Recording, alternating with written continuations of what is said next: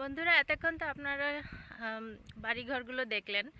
আমি যেই দ্বীপটিতে বেড়াতে এসেছি সেই দ্বীপটিতে ঘোড়ার ফার্মও আছে। আমি এখন ঘোড়ার ফার্মের কাছে এসেছি ঘোড়া দেখার জন্য। আসলে একটি রাস্তা দিয়ে আমরা অনেকটা পথ সাইকেল চালিয়ে যাব, আশেপাশে ফার্ম আছে অনেক, সেগুলো দেখব। এটা হচ্ছে আমাদের আজকে সকালের প্ল্যান। তো আমি ভাবলাম যে প্রচুর সাউন্ড হচ্ছে, তো আমি ভাবলাম যে পাশে যেহেতু এখন ঘোড়াগুলো দেখাই যাচ্ছে খুব কাছ থেকে, তো আমি একটু আপনাদের সাথে শেয়ার করি। যে রাস্তাটা দেখতে পাচ্ছেন সামনে, এই রাস্তাটা ধরেই আমরা সাইকেল চালিয়ে এসেছি। রাস্তাটা খুবই সুন্দর। আর পাশের এই রাস্তাটি হচ্ছে গাড়ির জন্য, আর এটা হচ্ছে সাইকেলের জন্য। আর সাইকেল চালিয়ে আসার সময় দুই পাশে প্রচুর গাছ ছিল, দেখতে খুবই ভালো লেগেছে। আর এই যে খালি জায়গাগুলো দেখতে পাচ্ছেন, এগুলো হচ্ছে ফার্মের জায়গা। এই পুরোটা জায়গা জুড়েই হচ্ছে ঘোড়ার ফার্ম। সো প্রচুর ঘোড়া আছে এখানে। আর আমার সামনে আপাতত কিছু ঘোড়া দেখা যাচ্ছে।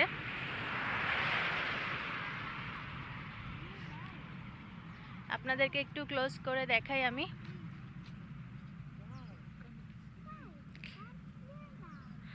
দেখেন ঘোড়াগুলো কত সুন্দর, অনেকগুলো ঘোড়া এখানে।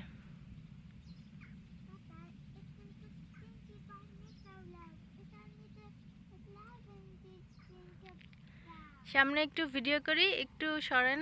হ্যাঁ, থ্যাংক ইউ। আচ্ছা, এখানেও প্রচুর ঘোড়া আছে।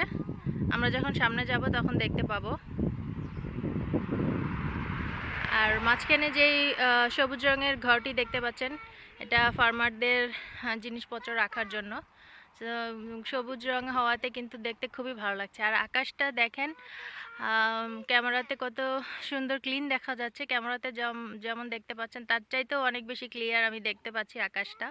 সো নেদারল্যান্ডের আজকের ওয়েদার খুবই ভালো। সাধারণত বৃষ্টি আর প্রচুর বাতাস থাকে। আজকে সুন্দর আবহাওয়া হওয়াতে আমরা বাইরেও একটু বেড়াতে পারছি।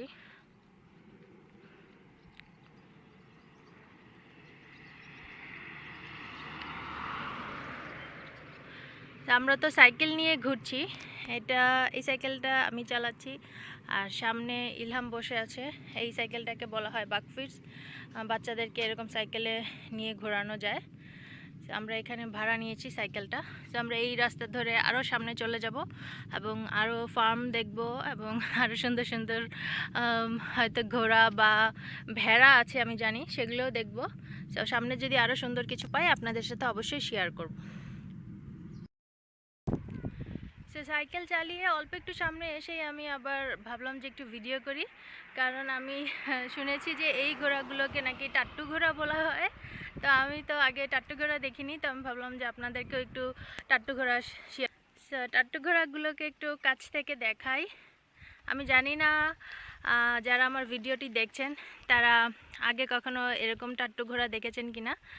যদি দেখে থাকেন তাহলে আমার ভিডিওর নিচে অবশ্যই কমেন্ট করে জানাবেন। আর যারা এই প্রথম আমার মতো নতুন দেখলেন টাট্টু ঘোড়া, তো তারাও আমাকে জানাবেন যে আপনাদের কাছে কেমন লাগলো।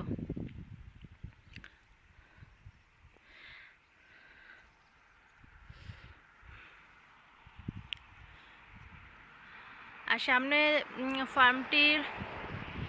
এই ফার্মটি যাওয়ার যায়। তো আমি ভাবলাম যে একটু ফার্মটির ভিতরটাও একটু ঘুরে দেখে আসি, যে ঘোড়ার ফার্ম বা আস্তাবল যেটাকে বলা হয়, এখানে আসলে কি কি আছে একটু দেখে আসি।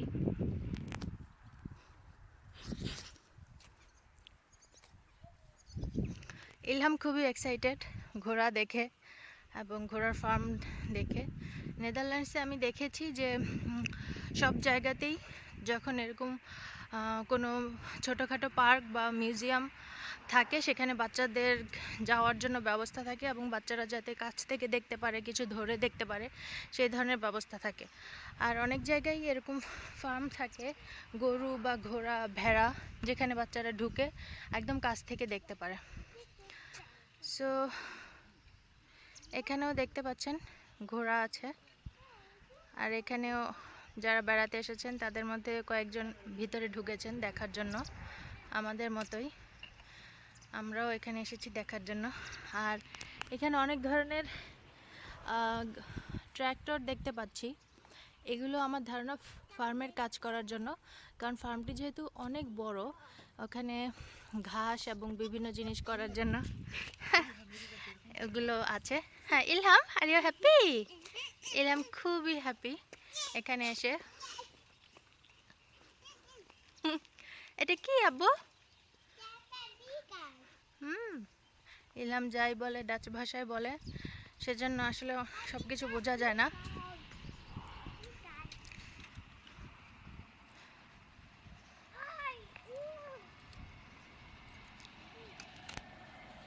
তা আমরা তো ফার্মের ভেতরে ঢুকেছি এবং এই যে সবুজ ঘরটা আছে ওখানেও যে ঘোড়ার যে ফার্মের জিনিসপত্র আছে ওগুলো দেখা যাবে।